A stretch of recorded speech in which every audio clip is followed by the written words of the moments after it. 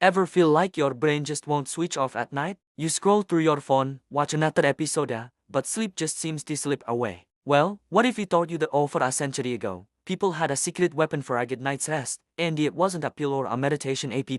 It was a book. Welcome to the world of Victorian England, where sleep came not through silence but through sentences. Imagine this, a grand estate, like the famous Biltmore, home to the Vanderbilts. It's late. Outside, the world is dead, but inside, a quiet ritual is unfolding. In a lavish bedroom, a lone candle flickers, casting long shadows. A housemate meticulously draws heavy, velvet curtains, plunging the room into near total darkness, creating a sanctuary sealed off from the outside world. This wasn't just about shutting out the light, it was about shutting out the day's worries. For the Victorian elite, bedtime was an event, a deliberate transition from the hustle of the day to the tranquility of the night. And at the heart of this ritual was the simple act of reading. They understood something fundamental. A relaxed mind leads to a rested body. Opening a book wasn't just for entertainment. It was the first step on the path to slumber. As the 19th century marched on, this simple habit evolved into a full-blown cultural phenomenon. Literature wasn't just for thrilling adventures or romantic escapades anymore. It became a tool, a purpose-built remedy for the restless mind. Think of authors like the great Charles Dickens or the master of suspense, Wilkie.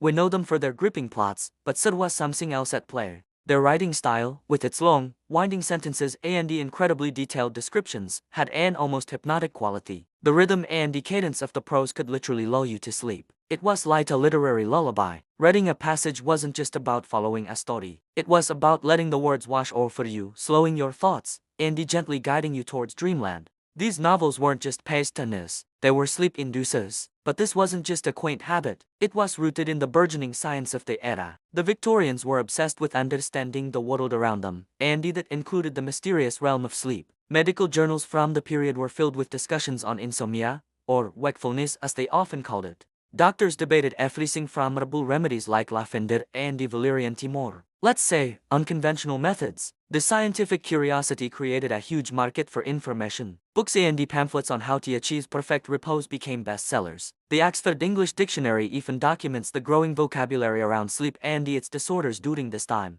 The Victorians weren't just passively hoping for sleep, they were actively studying it, experimenting with it, and writing about it. Literature became both the subject of study and the prescribed cure. And this idea trickled down from the grand estates and the dusty libraries into the homes of everyday people. This wasn't just a quirk of the wealthy. Across all levels of Victorian society, from the factory worker in a crowded city to the family in a country cottage, books became a shared tool for rest. Bookshops caught on quickly. You'd see window displays with novels specifically marketed as bedtime reads. Imagine walking past a shop, its gas lamps casting a warm glow, and seeing a sign for a book guaranteed to bring you a peaceful night.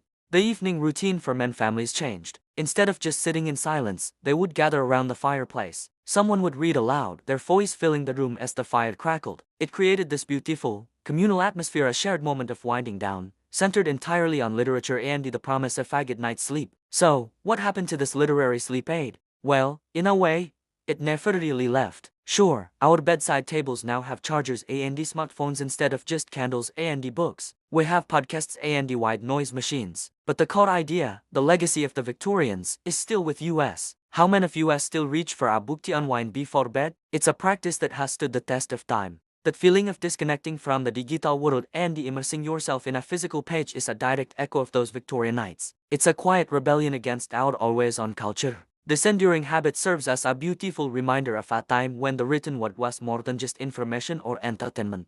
It was a pathway to peace, a bridge to dreams, and the most reliable cure for a restless mind. Next time you're having trouble drifting off, maybe skip the screen, try lighting a candle, picking up a book, maybe even some Dickens, and see if you can find a little bit of that Victorian magic for yourself. The world might have changed, but the power of a good story to soothe the soul is timeless. Thank you so much for joining me on this journey by in time. If you enjoyed this little exploration of history and literature, please consider giving this video a like and subscribing to the channel for more stories from the past. It really helps us out. Until next time, sleep well and happy reading.